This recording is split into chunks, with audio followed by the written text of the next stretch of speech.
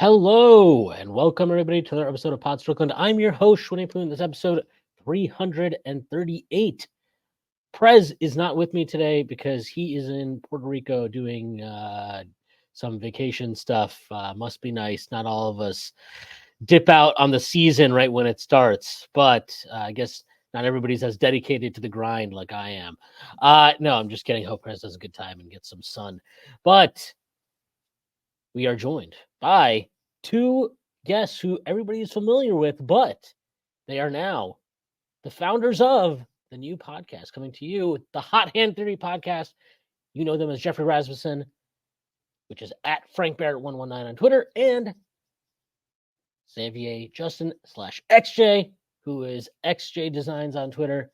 XJ, Jeff, how are we doing today?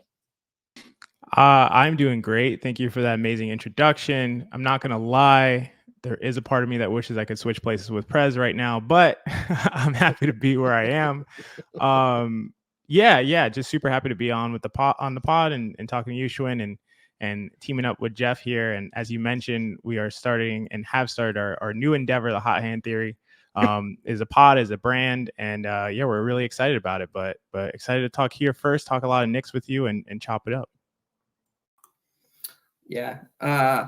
One of the things me and XJ joke about a lot is we find ourselves agreeing from time to time, like we're like, are there going to be, we haven't landed on Shwin what you have, which is, sometimes Stacey will say something and you'll just be like, dude, fuck off, shut up. Like we haven't gotten there yet, but we're slowly but surely finding our way and finding things that, maybe we don't see eye to eye on, which is good too. But yeah, super excited to be here. Super excited to talk Knicks with you guys. Yeah, man, should be a good one. But before we get started, do have to make a few announcements. The first being that the Strickland has a Patreon, but actually, I'm actually not supposed to start with that. Strickland has an Instagram which you can subscribe to. Wow, I'm really fucking this up. Producer will earn his money this time. Strickland has an Instagram. Give us a follow. That is at the Strick.land at Instagram, posting all kinds of new content on there. The Strickland also has a YouTube channel where you may be watching this podcast. If you are and you've not done so already, please hit like and then subscribe to the pod. That'd be a huge help to us. Also, leave us a comment if you can. Again, that would be a huge help. Strickland also has merchandise. I'm wearing some of it. Jeff is also wearing some of it. You can find that on our website, www.thestrick.land. There's a link that'll take you to the merchandise store. You can find t-shirts, sweatshirts, hats, coffee mugs, water bottles, you name it. We've got it. We've even got new stuff with our new updated logo on there. So if you're excited about that, definitely give it a look. Strickland also has a Patreon. Now we can get to it. The Patreon has a number of different tiers. There's a $6 tier that gets you access to Pod Strickland, this podcast that I host every Friday with Prez, except this Friday. You also get access to the new pod, Takes from Obvious Bozos, hosted by Andrew Steele, a.k.a. Doug, alongside Zach Blatter, where they take takes from our own channel in the Discord, Takes from Obvious Bozos, and grade them. You also get access to the Strickland Discord, where the conversation never stops. There are further tiers. There's a $9 tier that gets you access to Strickland Roll, my solo pod where I rant and rave about the Knicks even more. You also get access to wonderful premium articles by Matthew Miranda, one of the best in the business. And now you get access to even more Jeff on Strictly NFL, our new NFL podcast, which he hosts alongside Khan. You also get access to nothing else, actually. Nothing else. You only get access to that, but there are further tiers. There's a $15 tier, $30 tier, $50 tier, and $100 tier. This comes with a variety of additional benefits, like listening to pod recordings, merchandise discounts, and even potentially co-hosting a podcast alongside yours truly one day, whether you choose to subscribe or not. None of this would be possible without you. And none of this would be possible without BetOnline. Football is back, and BetOnline is your number one information source for all your sports wagering info with all the up-to-the-minute stats, news, scores, and matchup breakdowns. Get the latest game odds, spreads, and totals from the NFL and college football at your fingertips with BetOnline's real-time updates on statistics, news, and odds. From week 1 all the way to the college football playoff and Super Bowl, BetOnline gives you access to the best football promotions and contests available anywhere online. Head to the website today or use your mobile device to get in on the action. Remember to use our promo code BELIEVE, BLEAV, to receive your 50% welcome bonus on your first deposit. BetOnline, where the game starts. All right, I know we had some thoughts and plans, but before we do any of that, I did want to start with can we just talk about the Mitchell Robinson, Jarrett Allen thing? Can we just talk about that? Because I don't fucking understand that at all. Like, I get if you think they're in the same tier of player. Like, I understand why Knicks fans think like, oh my God, Mitchell Robinson is 1,000 times better. And I understand why Cavs fans will be like, oh my God, Jarrett Allen is 1,000 times better. I get that. Okay. What I don't get is how like people who are supposed to be objective, right? As objective as you can be, or I guess unbiased parties, how they can look at these two players and arrive at a conclusion where one player is ranked 100, the other being Mitchell Robinson, the other one is ranked 50, being Jarrett Allen. And I don't say this to say Jarrett Allen is a bad player. I also don't say this to necessarily say if I was being unbiased Knicks fan that didn't watch the first round of the playoffs, like if I'm putting on my cap and I'm just like ranking these players by tiers, I would put them probably in the same tier. They're probably around the same tier of player. They're not all-star caliber centers. And don't fucking tell me about Jarrett Allen's all-star bid. Okay, I don't want to hear about his fucking fake all-star shit, like all-star replacement. That's like, yeah, D'Lo's an all-star. Really? Yeah, is D'Lo an all-star? Can we be real? Okay, like these guys are not real all-stars. There is no world where Mitchell Robinson is ranked 100 and Jarrett Allen is ranked 50, and that makes any fucking sense. And if you do think that makes sense, then I do not want to hear about the context of the series and he just had a bad matchup and blah blah blah. I don't want to hear it. If he's 50 spots better than Mitchell Robinson, what you are saying is effectively he is 2 to 3 tiers above Mitchell Robinson as a player. That's what you're saying. You're saying Mitchell Robinson is a low-end starter and Jarrett Allen is a high-end starter, almost bordering into being an all-star. That's the difference. So if that is the case, you cannot get fucking smacked around for 5 games in an embarrassing playoff loss, after which you come out and say the lights were too bright. I'm sorry, you cannot do that. That cannot happen, regardless of how shitty your threes were, and nobody could shoot, and fucking Donovan Mitchell actually isn't that good, and whatever fucking else you want to say, like Evan Mobley peed his pants too, fine. Like, all this stuff can be true, but if you cannot win that matchup, then you are not 50 spots above the guy that is ranked 100. I'm sorry, you're just not. So if Mitchell Robinson was ranked 100 and Jarrett Allen was ranked 99, I would be like, that's stupid, but I wouldn't be that upset about it. I probably wouldn't even tweet it about it because I just look at these lists and I'm like, I saw like what I think Hart and Quickly were like 92 and 91 or something on there. This is the ESPN 100, by the way, anybody that's curious about what this is. And like, I can understand, like, I didn't even, do I think those guys should be higher? Sure. Like, but I don't care really. Like, I'm just like, okay, fine. I get it. Like, Quick had a terrible offensive play in the playoffs, and Hart is like kind of finally on a good team. So he's just getting into this kind of situation where he might get recognized. I get all that. So I don't care about it. And even like the Brunson and Randall stuff, I just assume those guys will not get the credit they really deserve. So whatever. But the Mitchell Robinson thing was just so insane that I had to just like, and the funny thing is when it came out, I was like, 100 is way too low for Mitchell Robinson. But I assumed when I didn't see Jarrett Allen from 100 to 51, I just made the assumption like, oh wow, Jarrett Allen is going to be on the list. So like, I guess that I get that. And then lo and behold, I open it up the next day. Who was sitting there right at the fucking top? Jarrett Allen at number 50. It was unbelievable. And I just don't understand it. And I needed to get that off my chest. And if you guys want to get anything off your chest regarding that, feel free to do that now. I mean, I will jump in and just say, I think the mistake that you made, Shwin, is that you made a logical conclusion about an ESPN list. And you were like, well, if Mitch is 100, then obviously Allen's just not on the list. And I think the three of us probably would conclude the same thing, but this is an ESPN list we're talking about. So of course that is not true. I mean, I fully and wholeheartedly agree with you. It doesn't make any sense. And you're actually pointing to something that really gripes me, like, just philosophically, and it's internal inconsistency. So someone might have this paradigm of the NBA where they really value fives that space the floor, a five that can shoot, a five that can, keep the floor spaced out. And they may say, that's really important to me. I think that adds a ton of value to the court, a ton of value to the team. And for that reason, I rank, Cat way higher than Mitchell Robinson or Cat way higher than Jarrett Allen.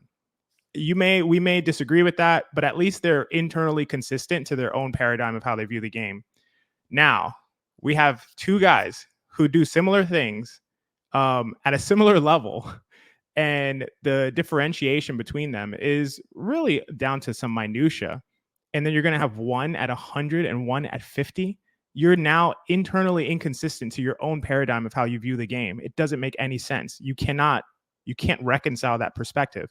And that's the most frustrating thing to me, because at least if you were like, I value this in a center more, and you were just consistent to that, I can say, hey, I disagree with you, but it aligns with the way that you're plotting out your list. But they didn't do that, and I totally agree. I don't have too much to add, and I'll let Jeff piggyback off of that. But I think the internal inconsistency is really what bothers me the most.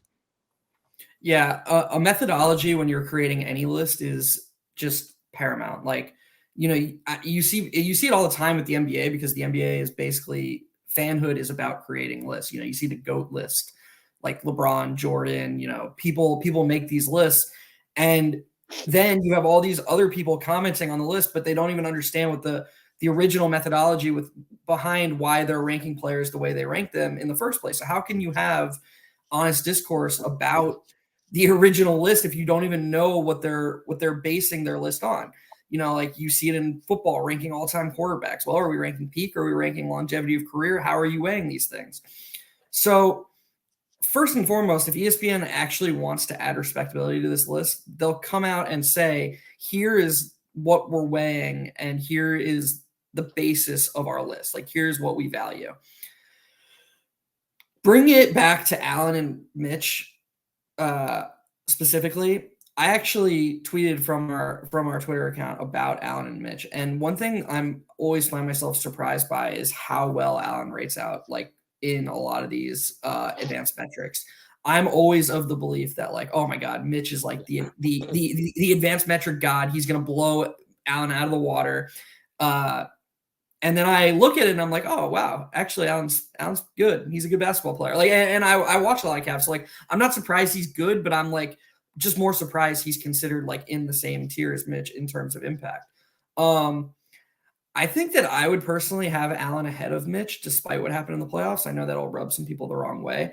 I like Allen's. I just think that in the biggest moments, I like his ability to do stuff around the rim that I don't think Mitch can. Like you see his two-man action with Darius Garland a lot, and they trust Allen on the short roll. He's got that nice high-low game with Mitchell. I like when Garland draws two defenders and Allen gets a mismatch 5 feet from the basket. They can dump it into Allen, and he can, put the ball on the court, jump hook with both hands. He can do stuff around the rim. That's my personal preference. I'm not saying I'm right. I'm just saying I think that if I was to build a team in a vacuum going into next season, I would give Allen a small edge over Mitch. With that being said, the thrust of what Shwin was saying in his original point, putting them so vastly far apart in your rankings, it just is illogical and it doesn't make sense. And that's a joke. And I feel like we should all be able to recognize that. There are a lot more. We could talk about a bunch of stuff though with these rankings. Like, I mean, look at all the point guards that they have Jalen Brunson behind. Look at, the point XJ made about the inconsistency of the things they seem to be weighing is the main point here. There's no rhyme or reason to anything they're doing. They might as well have been the whales from Family Guy, writing random jokes, just throwing shit together in terms of how they're putting these guys on the list. And it just doesn't make any sense. And that's the real problem here. I guess just to address what you said about Allen, you'd give him an edge. Like, I get that. And like, I think there's an argument for like Mitch can have like singular performances that I don't think Allen could have, but maybe your baseline, because he has a more complete all-around game, is steadier. That said, like, I think I don't really give a shit that Allen can like get to like 13 usage instead of Mitch being at like 9 usage, because to me that's kind of I don't know, like I'm not going to Jarrett Allen when I need a bucket or something, right? So to me, I don't really care about that. It's not like he's giving you much shot creation. I see the short roll stuff with him, but then I also like watch the playoffs and I'm like, I just think to me it's not when he said like the lights are too bright. I have no fucking idea why he said that, by the way. Like, that's an insane thing to say. I could not believe that. Second, I thought it was kind of cool. I don't know. I look, I agree with you. Like, it's weird to see a player say that, but it was a rare moment of like not giving a bullshit PR answer. He was actually being genuine. I don't know. I think that should be incentivized. There are some things that are genuine that you should just keep to yourself. That would be one of them, I would think.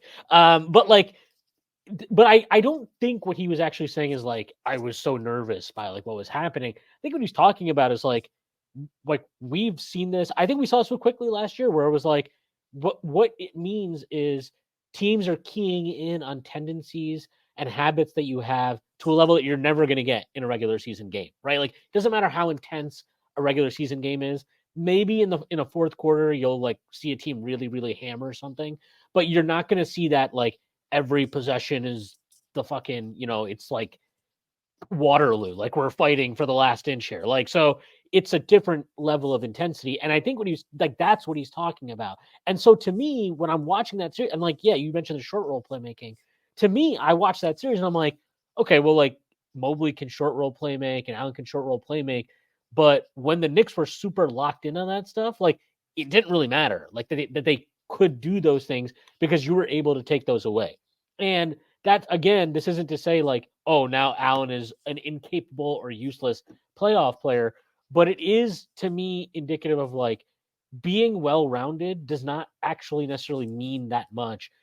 And I feel like Mitch he may have the things that Mitch I think we talked about Ariel's quote or his tweet during our post game on Tuesday where he tweeted like everything Mitch does well he's elite at, and the other side of that is like the things that Mitch doesn't do well he it's not like that he does them badly, he doesn't do them, he just doesn't do them. So like he will not shoot a jump shot, he will not like he tried to do like the first time I think I've ever seen him try to do something out of the short roll was this preseason game.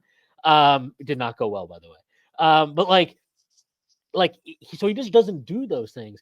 But I'm okay with that because I think like he is at worst the second best offensive rebounder in the league. Like literally at the absolute worst, he's the second best offensive rebounder in the league. He is an elite rim protector. Like, and I know there's all these rim protection metrics out there, and he grades out kind of like top 10-ish, but like I think if you watch the Knicks play and you look like, especially last season, you basically had three dudes that were not interested in playing defense in the starting lineup next to Mitch. Okay. And he's like covering that up to such a high level. And if you look at Mitch's numbers in like the good defensive lineups with the other good defensive players, all of a sudden that defense is like, holy shit, these guys are playing at a different level. So I think he's an elite rim protector and he's an elite vertical lob threat. And he's an elite offensive rebounder to the point that, and we will talk about this later in the pod, by the way, but to the point that Eric Spoelstra, when we played that second round series, one of the biggest points of emphasis for them was getting bodies on Mitch as soon as a shot went up. As soon as a shot went up, they made it a point to get bodies on Mitch. And they made it a point to completely take away all of any lob chance he had. Anything he had, they just took it away. Yeah, I'd argue that Mitch was their number one game plan. The Heat's number one game plan was remove Mitch's impact. That's how Spoelstra thought they could beat the and to that point, like to me, if I'm thinking about it just in playoff context, give me the guy that teams are actually they have to game plan for. And if they don't game plan for him, he can win you a series. Like, I'm not saying he won us the Cavs series individually, but if you're giving out, if you're starting to, it's not blame, right? It's credit. So if you're apportioning credit to everybody on the team, I think he would get the biggest fucking slice from that series. Like, I thought he was that good. And so if you don't game plan for it, he can body you. Or maybe the Cavs did game plan for it and they need to get in the weight room. But like, if you like the fact that Miami game plan for it, and it's not just Miami, right? It's like the best coach in the NBA is game planning for him to that degree. That speaks volumes to me about what this guy is capable of and how elite his elite attributes are. So I will take that over Allen being like, Allen is a good rebounder. He's a good defensive player. He's good at all the things that I think Mitch is elite at, and he's better at things. He's way better at things that Mitch doesn't do at all. But like, give me the elite guy. Like, give me the elite attributes, especially at that position and especially at their usage. Like, if Allen was a higher usage guy, then I think I would definitely probably veer more towards where you are, Jeff. I mean, I largely agree with a lot of what you're saying, Shwin. I do think a couple things. So one, I do think there's a substantial difference between like a 17% usage and like a 9% usage. Like I do think that matters because we're talking about a difference between like being 5th percentile in the NBA and being like 40th percentile in the NBA, right? So I think that that's relevant and that is a factor. I think that you kind of touched on all of this. Jarrett can do a lot more than Mitch. I agree with you. I would go with the person who does a few things at an elite level than I would go with a person who can do a lot of things really, really well. But I think, and I know we're not really talking about the list per se, but I think that this is really indicative or emblematic of the issue with creating these lists. And like Jeff mentioned, like the methodology aspect, like when we're saying who's better, what do we mean? Do we mean who would we rather have in a single playoff series? Like, do we mean who's going to provide the most value over the course of an 82 game season? Who's going to be the most consistent? Who can I rely on? Like, I mean, there's so many factors that you have to consider. And if we say any of those things, if we say like the most important factor to us is who's going to provide the most value over the course of an 82 game season, I might go with Jarrett. If we say, who would I rather have in a playoff series who can potentially, turn the tide in my direction, I might go with Mitch, right? Like these are two different lists and two different rankings we're talking about. So it just makes it really hard to compare in like a really straight up way. And I think depending on the context, depending on the question you're asking me, I would go with one or the other. I think under no circumstances would I have 150 and 100. And also one other thing to consider is, are you talking about who they are, who you think they are as basketball players in a vacuum, or who they are in their exact role? Because impact metrics, most of them capture who these players are in their role. And I think a decent amount of the point I'm trying to make about Allen versus Mitch is that there isn't really much like meat on the bone for Mitch. Like the Knicks are built to maximize Mitch on both ends of the court. His impact is being perfectly captured because Tibbs has said, I'm going to build this team around Mitch's strengths. Oh, you're a great offensive rebounder. You don't have to do anything. We're not going to let your warts be exposed at all. All you have to do is set screens and crash the offensive glass. Oh, you're this elite rim protector. We're going to funnel guys to the rim. We're going to try. Now, I'm not saying that, anybody could fill in and do that for Mitch. No, he is actually incredibly unique with these gifts. But my point is that there's no like vacuum here. There's no like, he could go somewhere else and actually be doing more. The Knicks are maximizing his gifts. Jarrett Allen maybe isn't being perfectly maximized in Cleveland, and he is, at least on par with Mitch in terms of what his present impact is. So if you're judging these players in a vacuum, it's reasonable to say, okay, maybe in a different paradigm, actually we could get a little bit more out of Jarrett Allen. I don't think you can say that for Mitch. Yep, I think that's fair. I'm always gonna roll with Mitch. Which whatever, I'm biased. Oh no, a Knicks fan is biased. All right, let's move on to a much happier discussion here. No, no, actually, quite the opposite of a happy discussion. No, me and XJ and Jeff, I had mentioned it to them, but like, and it's look, I personally have felt like the offseason has been great. The Knicks did two things basically, right? They basically did two things. They traded Obi Toppin and then they signed Dante DiVincenzo. We've already talked about those things, and we will pour one out for Obi when he's averaging 22 points and 7 rebounds, running the floor, and the Pacers finish with 42 wins or whatever the hell they do. But like, it's been kind of hard when you just look at this team and its rotation and how it should play out. Assuming Tibbs doesn't do the Jericho Sims thing, which I don't think he's going to do. Like, I don't know if you guys saw the thing I posted yesterday, but Hartenstein kind of made it clear that was not a thing they had worked on at all in training camp. So this is just Tibbs's weird pivot when he doesn't have Josh Hart, which like hopefully, hey Josh, just be good, get back. We need you, buddy. We don't want to watch 1992 NBA basketball anymore. But like, it's been kind of hard to look at this team and be like, well, this is bad, or they will fuck this up and this won't be good, because it is the same team, except you took out Obi and put in Dante. And like, I think we would all agree that regardless of how you feel about what they're both those players ceiling and whatever all that is, in the role that we had Obi playing, I don't see that as like any significant drop off. And quite frankly, I think it's an improvement. Minor, not a huge one, but I do think it's an improvement. But like, I think amid this, we have lost our innate ability as Knicks fans to find negatives, and it is time to find negatives. And I think the negatives, to be very clear, these are not injury-based negatives. Obviously, if we lose Jalen Brunson for an extended period of time, that would be bad. If you lose Julius Randle for an extended period of time, that would be bad. We know these things, right? And apparently, if we lose Josh Hart, it'll be really fucking awful because we will have to watch Neanderthal basketball. But what I wanted to discuss is, what are we overlooking? Like, really, what are we overlooking? Because, and I bring this up because we could go back and we could look. I remember how I felt going into the 2021-22 season. And I was like, man, we took out Alfred Payton. That guy is fucking awful. We brought in Kemba, and as bad as Kemba is, he can't be possibly as bad as Alfred Payton was. And Evan Fournier could shoot, and it's not like Reggie Bullock was that good anyway, so we'll be fine. And we were not fine. We were definitely not fine. There's been obviously much less upheaval in key positions, key minutes loads than what we experienced in that season. So I'll just turn over to either whoever wants to go first, but like what do you, when you look at this roster and kind of Tibbs is the head coach and we know all these things, like what would you be most worried about occurring when the team is healthy? Is it just minutes allocation, or is there like something more specific to it than that?